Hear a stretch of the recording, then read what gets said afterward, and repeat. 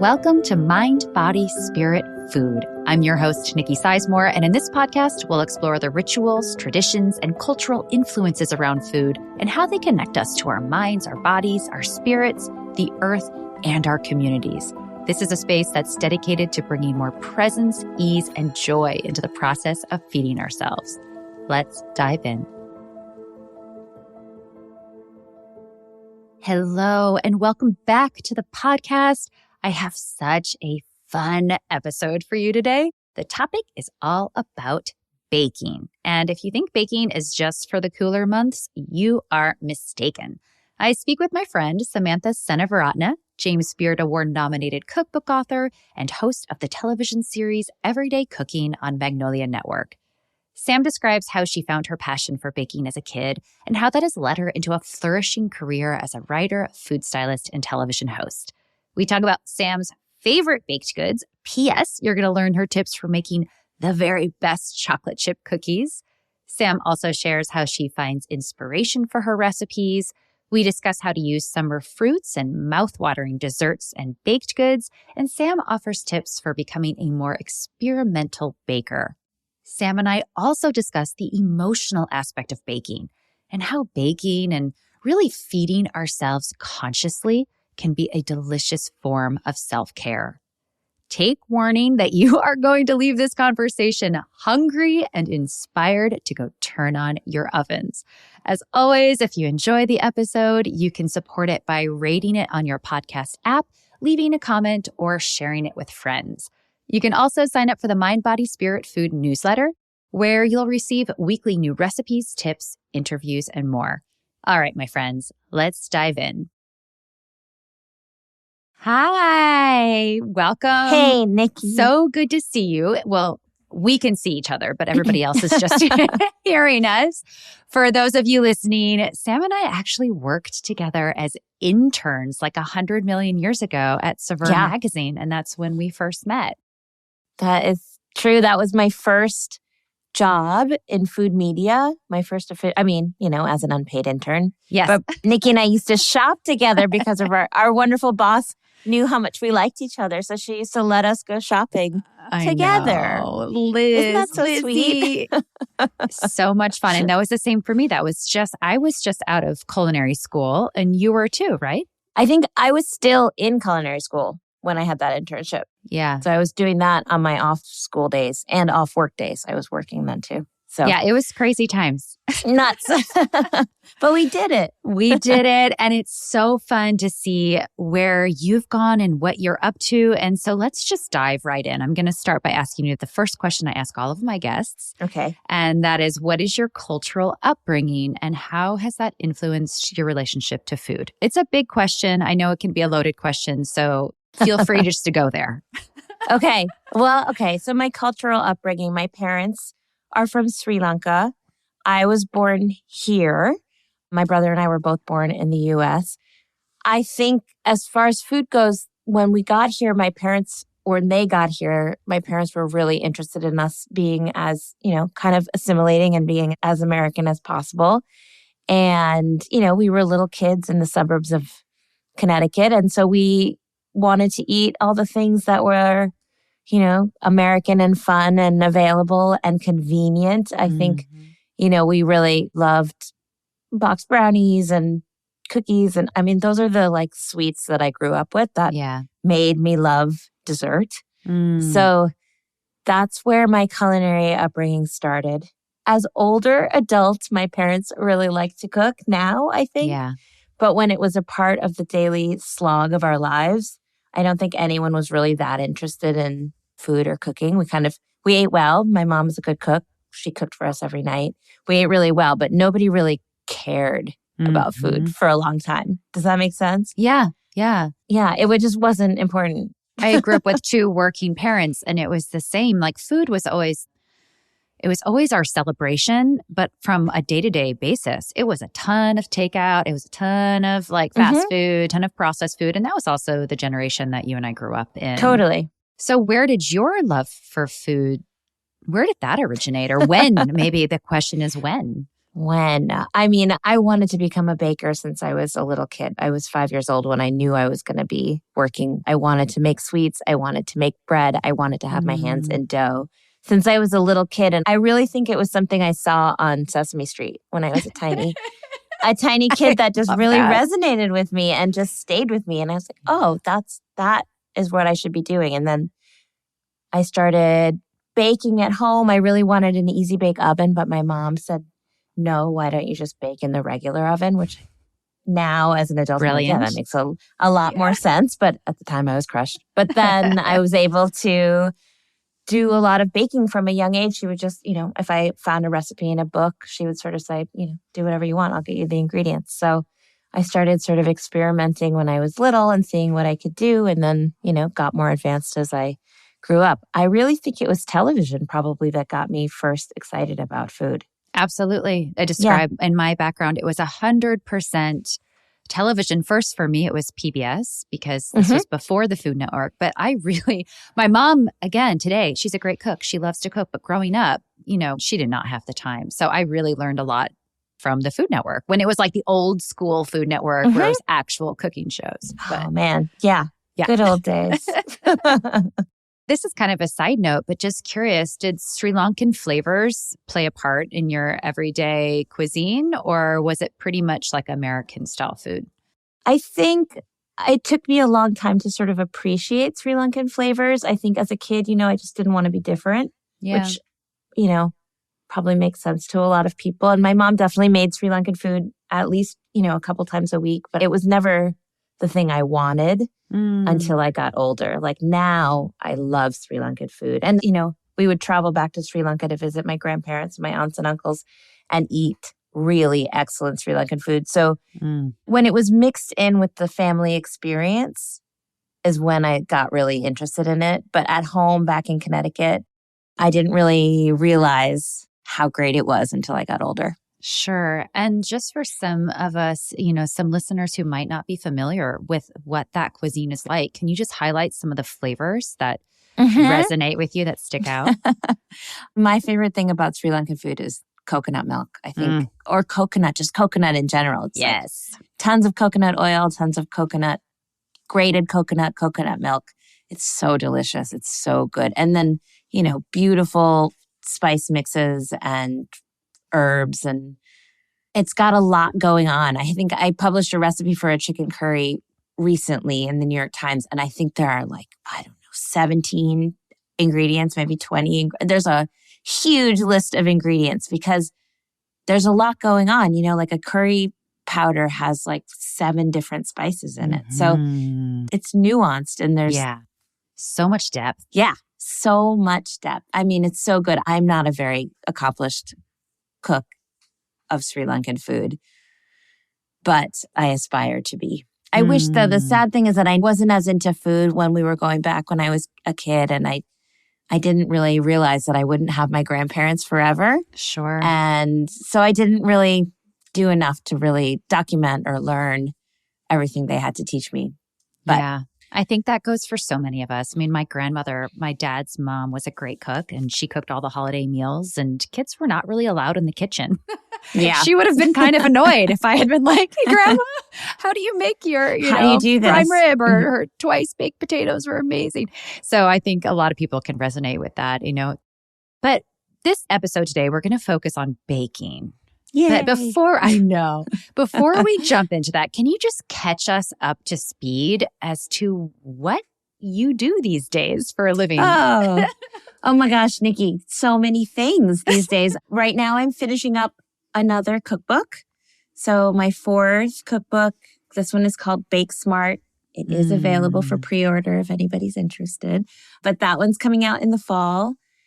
Also, I just finished a season of a show on Magnolia Network called Everyday Cooking, which is basically, dinner solutions, very family-friendly food, all food, not just baking. I also work as a food stylist here in New York City for a million different places, whoever will hire me.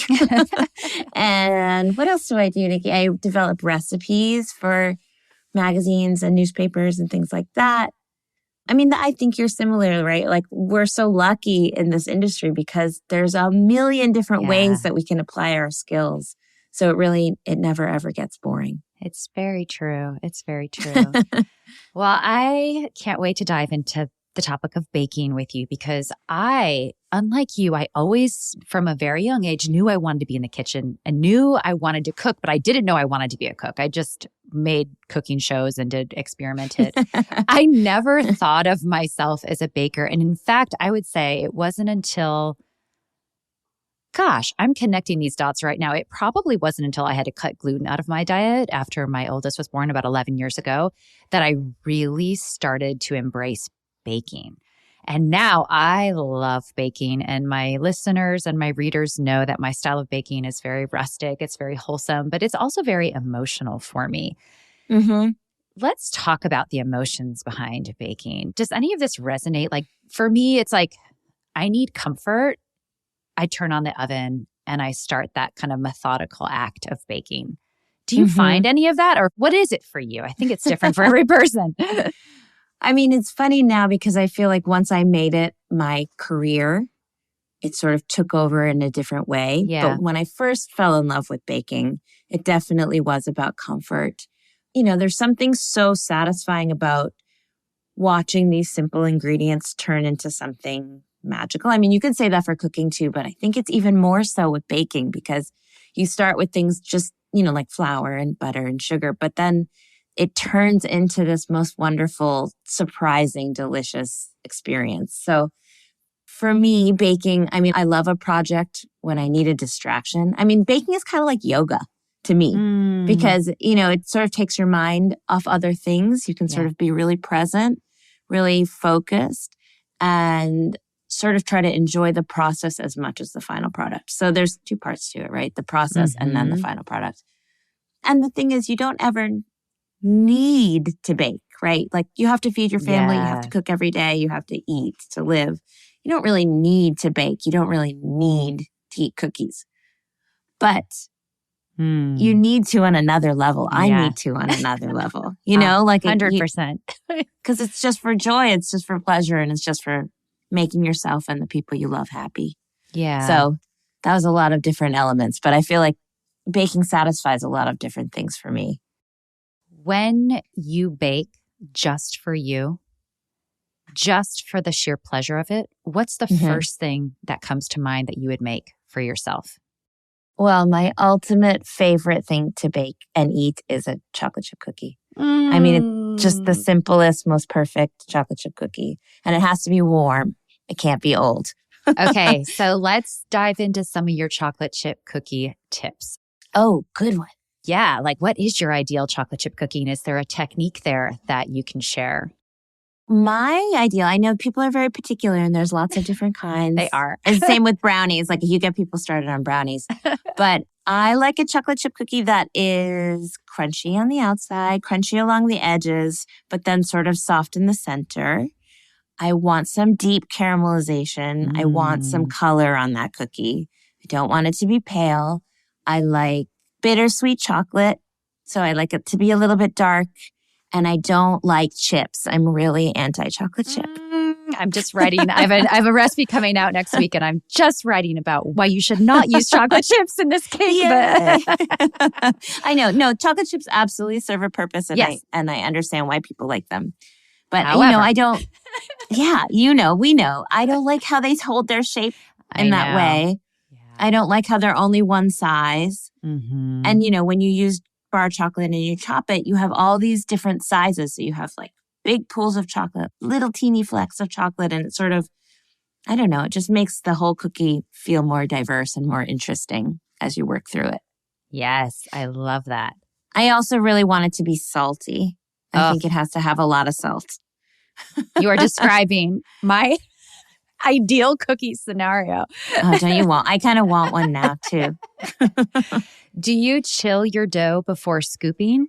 I do. I definitely do. I mean, obviously, I understand that there are just times when you need your cookie immediately and you can't wait. But it makes such a difference. It makes a difference in the color. It makes a difference in the flavor. It makes a difference in how much it spreads and how even the bake is. It's just always tastes better when you rest the dough, if you ask me. Don't you think? Oh, yeah, absolutely.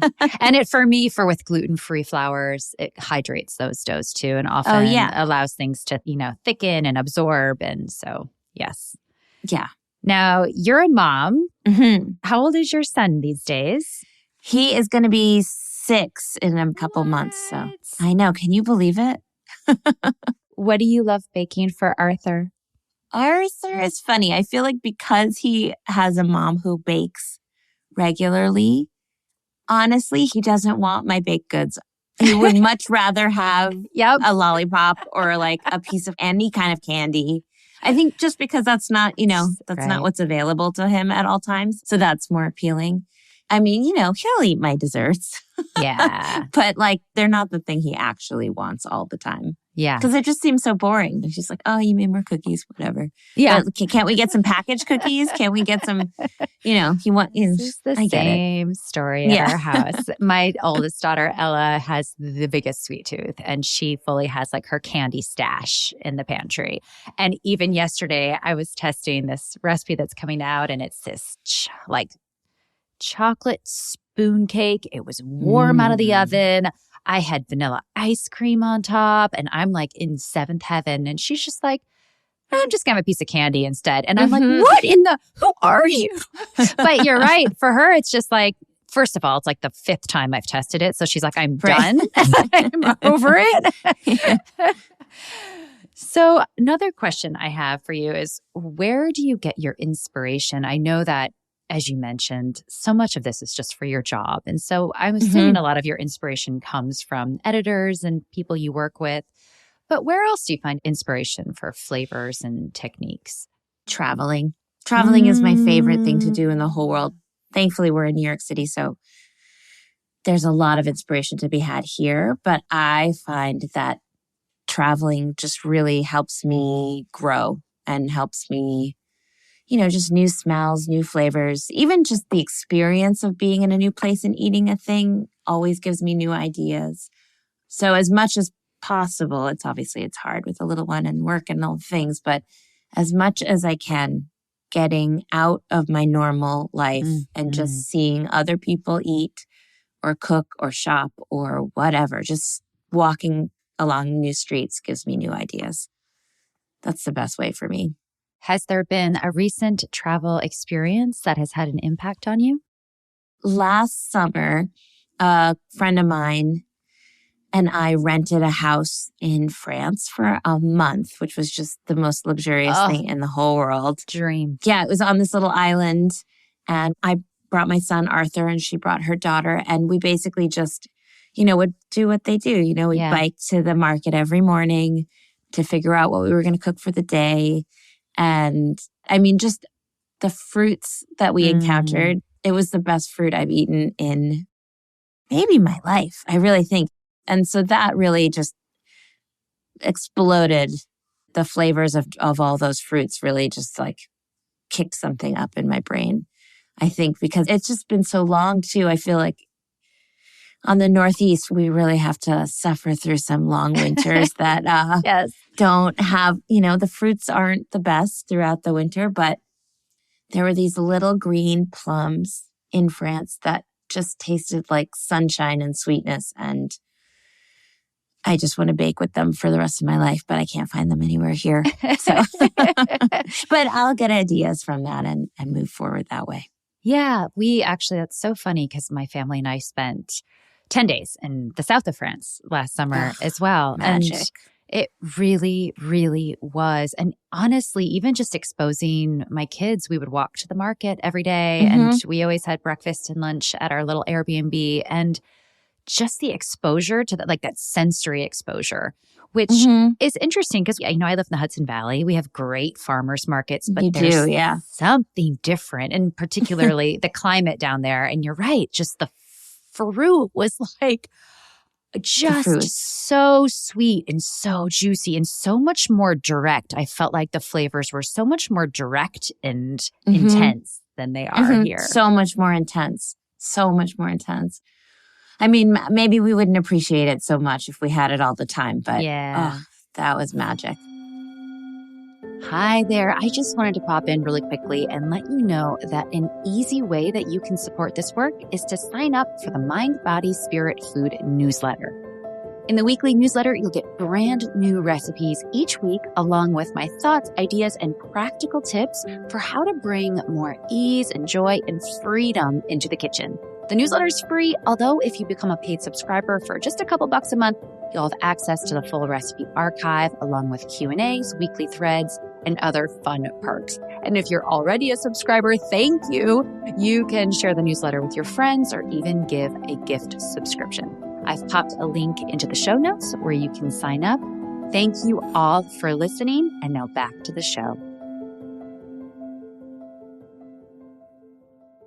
This podcast is going to launch as we're heading into the warmer months of late spring and summer. And I know that a lot of people don't think of baking in the summer, but actually it's one of my favorite times to bake because pie is my favorite thing to bake. And I can't think of a better season to highlight the fruits and even the vegetables. You know, we can talk about savory baking as well. What about summer baking? Can we talk about this? Is this something you do, or maybe it's just me?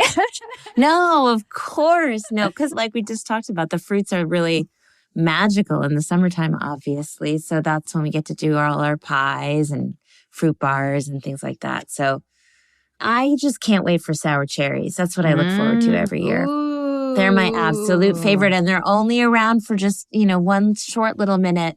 So usually I buy as many as I can and then pit them and freeze them so that I have them for later. But really, it's the most fun to bake with them right when you get them home. They're warm and delicious. Okay, tell us, you've got to share. What are you making with sour cherries? Oh my goodness. A million, any manner of sour cherry pies, sour cherry hand pies. Usually what I do, because they're so sour, is I make a sort of compote or jam or something like that, and then put them into other things, like swirl that through a pound cake or even just put that on top of ice cream. I find it a little bit harder to sort of just incorporate the raw fruit into things because they're so juicy and so sour. But yeah, I want to make like a almond, maybe like I want to use marzipan maybe and make some kind of like almondy, bready pound cake with like a delicious sour cherry compote swirled through. That's on my mind. Like heaven. That sounds like my favorite dessert. Like the flavor of almond. I put almond. Well, obviously I use a lot of almond flour because I can't eat regular flour, but almond extract, all those flavors of cherry and almond are just so perfect together. Perfect. I know. Almond extract is a divisive extract. But I am 100% on board with almond extract. It's like cilantro. People hate it or love it. And a little bit goes a long way. I mean, the thing is with almond extract, like a little bit goes a long way. It's true. So let's talk about peaches. We're going to be heading up into peach season. And for me, a perfectly ripe peach is just, there's very little you actually need to do with it. But if we're going to talk about baking with peaches, do you have any tips or any suggestions?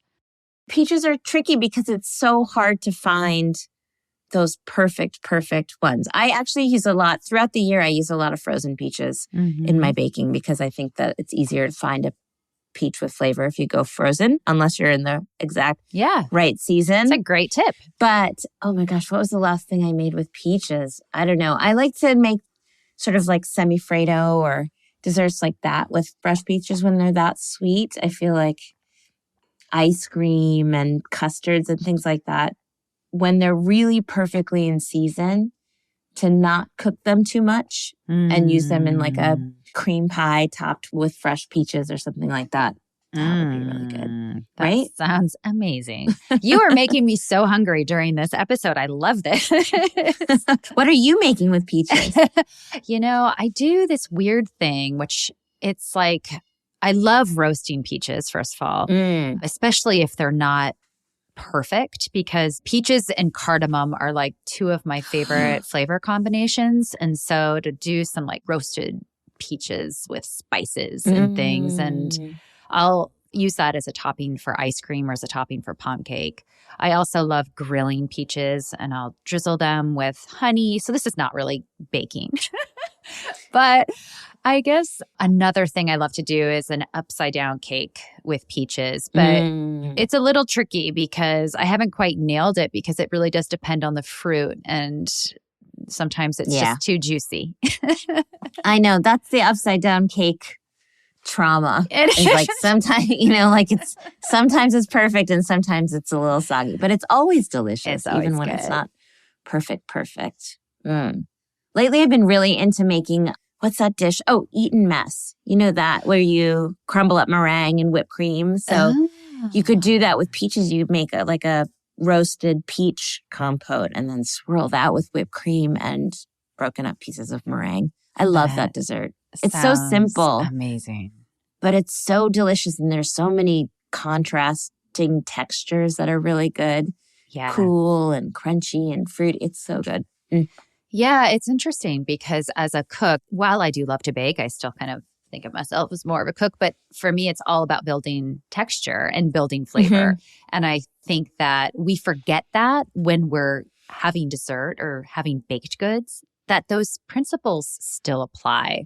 That it's not just a one-dimension sweet thing. Ideally. You want to finish like you said, you want the saltiness in your chocolate chip cookie. For me, I want the creamy contrast with something crunchy or the cold contrast with something warm.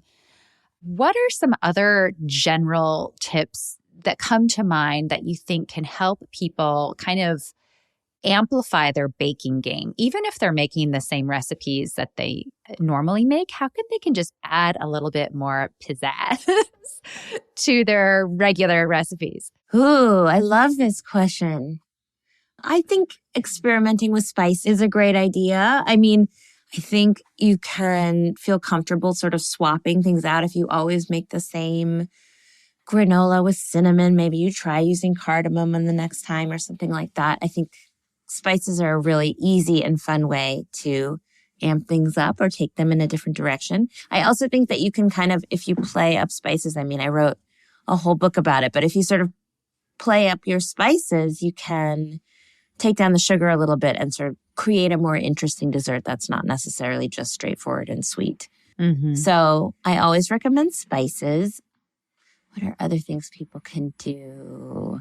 I mean, there's one day I want to write a whole book just about swapping things out because once you get comfortable baking, I know that baking makes people a little more nervous, but like that pie that you always make with apples, try it in the summer with plums. Like it'll be more juicy. You might have to adjust the thickener a little bit, but just there is room for experimentation in baking. I know that people feel nervous about it, but if you start with a solid recipe from someone that you trust, I think it's pretty easy to swap out different fruits or different spices or even different sugars. Like you want to swap some brown sugar in for some white sugar to give it a little bit more of a molasses, dimension. That's cool. There's a lot of room for fun in baking. And I feel like people get a little tied up in following the recipe exactly. But I think be brave and try. No, that's so liberating, I think, for a lot of people to hear. That's certainly what turned me off of baking for a long time because I was like, it's too precise. And then once I had to, own it because I have a sweet tooth and all of a sudden I was gluten-free. And at that time there was like not a lot of options. Right. But you do start to realize like experimentation, there is absolutely room for experimentation. And yeah, of course, like with anything else, it's not always going to be perfect. But this is where I talk about this all the time. Like, let's just get rid of this idea of perfection. And perfectionism in baking, you see, oh man, social media, you make the perfect cake, the most flawless icing. And I just want to be like, that's not the point. It's not the point. And it sort of robs you of the pleasure of baking in the first place, I think, if you get tied up in that, if you get too concerned with that.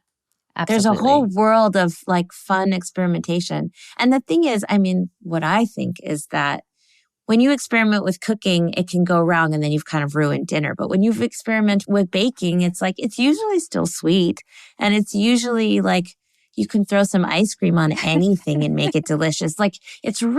I think it's kind of almost, that's not true. It's not impossible, but it's hard to really make an inedible dessert. Do you think that's true? I think that's true.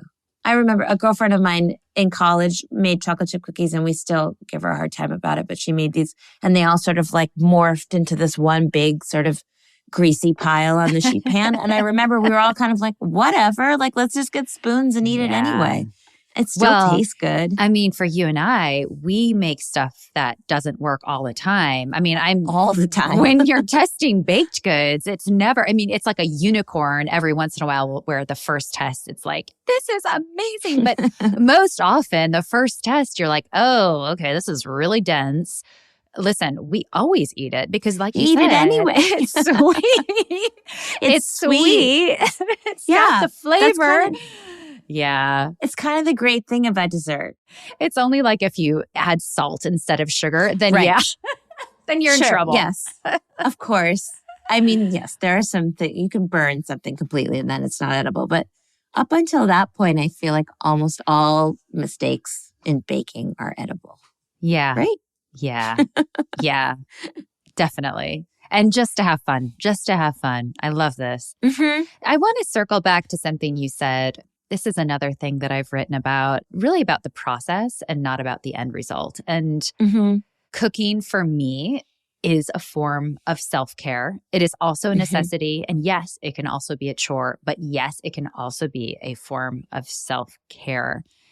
How does baking fit in for you personally? You mentioned yoga, you mentioned that. I love that. But how does that fit within your idea of self-care or how you care for yourself personally? Oh, I love this question. I mean, I think there's a time of day when once my son has gone to sleep and the dishes are done and the house is quiet and nobody needs me and nobody's calling me, where I can just, I like to keep frozen cookie dough that I've already made and portioned in the freezer so then I can bake, one cookie from frozen that's just for me, that I don't have to share, and it can be warm and ready for me in my quiet house that I can eat by myself and just have a moment.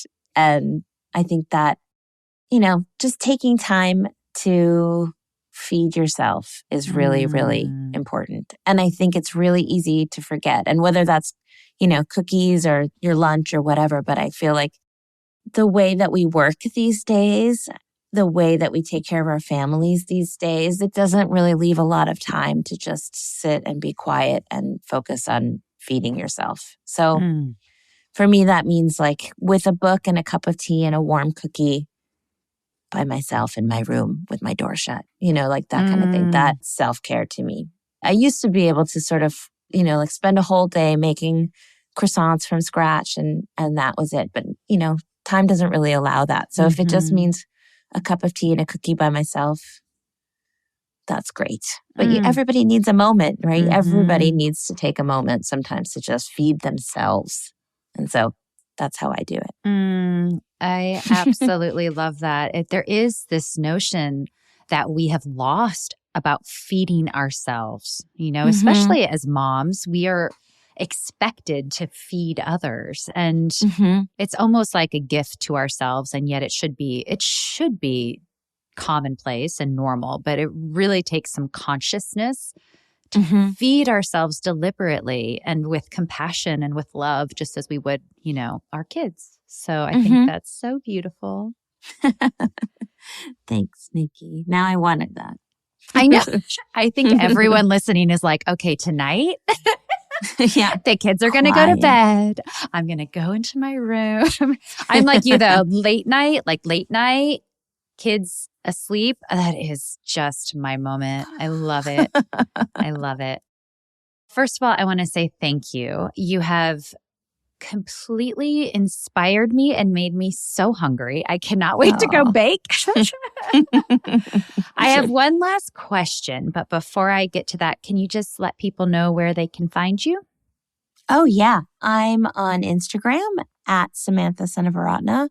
I'm also on TikTok and Facebook at the same. It's just my name. You can find me everywhere. Easy peasy. And the name of your new book that's coming out in the fall? It's called Bake Smart. Awesome. Okay, Sam, one last question for you. This one's just a fun one. It is your last meal on earth. What would it be? My last meal on earth. You know what I really love? I love linguine with clams. I think that might be my favorite meal of all. Linguine with clams and a warm chocolate chip cookie. I love it. I love asking this question because every guest has said something that I'm like, I haven't had that in so long. I haven't either. Why haven't I made that recently? So thank you. Well, thanks so much. It's so great catching up with you. I can't wait to see what comes next. I can't wait to see your new book. And I wish you the very best of luck in everything.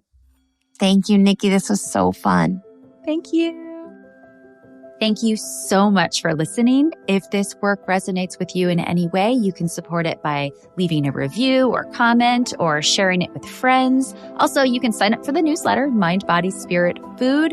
And by becoming a paid member for just $5 a month, you help fund this entire project. Thank you so much to all of you who are already subscribed, especially to those paid subscribers. This work could not happen without you. I'm Nikki Sizemore, and as always, remember to nourish yourself with intention and love.